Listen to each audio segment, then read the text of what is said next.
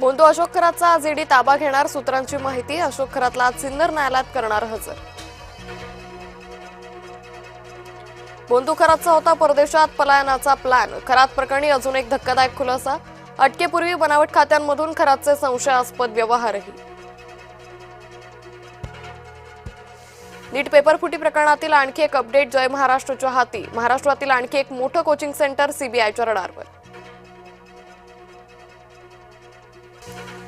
नीट पेपरफुटी प्रकरणी पुणे महिला काँग्रेसचं आंदोलन.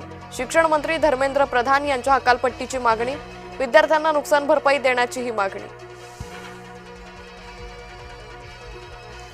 बोंदू अशोक खरातचा आज ईडी ताबा घेणार. अशोक खरातला सिन्नर न्यायालयात हजर करणार. लैंगिक शोषण आणि फसवणूक प्रकरणात खरात अटकेत.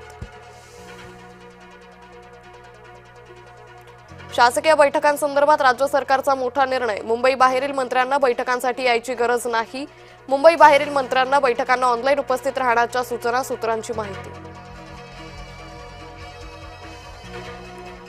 रवींद्र चव्हाणांच्या उपस्थितीत रविवारी ठाण्यातील भाजप नगरसेवकांची बैठक.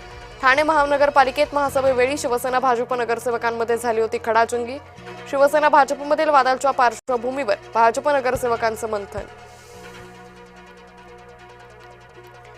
खासदार श्रीकांत शिंदे आज नाशिक दौऱ्यावर. नाशिक दिंडोरी लोकसभा मतदारसंघातील पदाधिकाऱ्यांसोबत घेणार बैठक.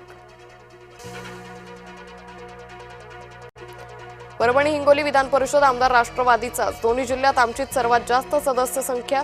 राष्ट्रवादीच्या बैठकीत आमदार चंद्रकांत नवघरे यांचा दावा. राज्यातील कांदा उत्पादक शेतकरी अडचणीत. कांद्याला माती मोलभाव. शेतकऱ्यांमध्ये संतापाची लाट. कांद्याला हमीभाव मिळावा यासाठी लासलगावमध्ये शेतकऱ्यांचा एल्गार. नागपुरात संघ मुख्यालयाजवळ गोळीबार. 3 बाईक स्वारांकडून 2 वेळा फायरिंग. अंमली पदार्थ विक्रीच्या वादातून गोळीबार झाल्याचा संशय. बिहारमधील सासाराम रेल्वे स्थानकात रेल्वे डब्याला आग. शॉर्ट सर्किटमुळे आग लागल्याची प्राथमिक माहिती. अग्निशमन दलाकडून आगीवर नियंत्रण. केरळमध्ये काँग्रेसची 10 वर्षांनंतर सत्ता. व्ही डी सतीशन घेणार मुख्यमंत्री पदाची शपथ. शपथविधी सोहळ्याला राहुल, प्रियंका गांधींसह मल्लिकार्जुन खरगेही राहणार उपस्थित. नेदरलँडबरोबर 17 महत्त्वपूर्ण करार. दुर्मिळ खनिज संरक्षण क्षेत्रात सहकार्य. पंतप्रधान मोदी स्वीडनला रवाना. इबोला उद्रेकामुळे जागतिक आरोग्य आणीबाणी. जागतिक आरोग्य संघटनेची घोषणा.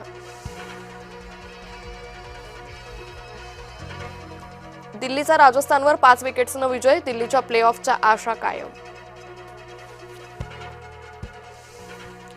आज चेन्नई समोर हैदराबादचं आव्हान. चेन्नईच्या घरच्या मैदानावरील शेवटचा सामना.